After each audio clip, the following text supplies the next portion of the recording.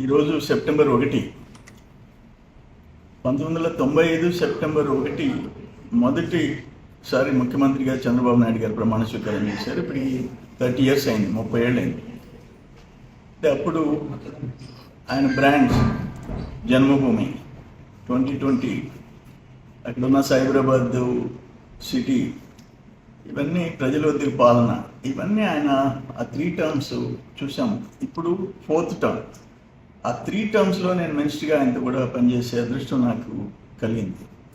ఒక సుస్థిర పాలన, టెక్నాలజీ, ఒక భవిష్యత్తు, ఇవన్నీ ఆలోచించిన ముఖ్యమంత్రి నేషనల్ ఇంటర్నేషనల్లో ఒక బ్రాండెడ్ చీఫ్ మినిస్టర్గా చంద్రబాబు నాయుడు గారి పేరు తెచ్చుకున్నారు. ఇప్పుడు కూడా ఒక అమరావతి రూపకల్పన, పోలవరం పూర్తి చేయాలని 2047, వీటన్నిటిని ఆలోచించే శక్తి ఉండే ముఖ్యమంత్రి చంద్రబాబు నాయుడు గారు. ఆయన మొదటిసారి ముఖ్యమంత్రిగా ప్రమాణం చేసి ఇప్పటికి 30 సంవత్సరాలు పూర్తయింది. ఆయనతో కూడా ఈరోజు ఆయనతో క్యాబినెట్లో పనిచేసిన, ఆయన గవర్నమెంట్లో ఎమ్మెల్యేగా పనిచేసిన మా అందరి అదృష్టంగా భావిస్తున్నాము. ఇంకా ఆయనకి మంచి భవిష్యత్తు ఉండాలని భగవంతుని ప్రార్థిస్తున్నాం.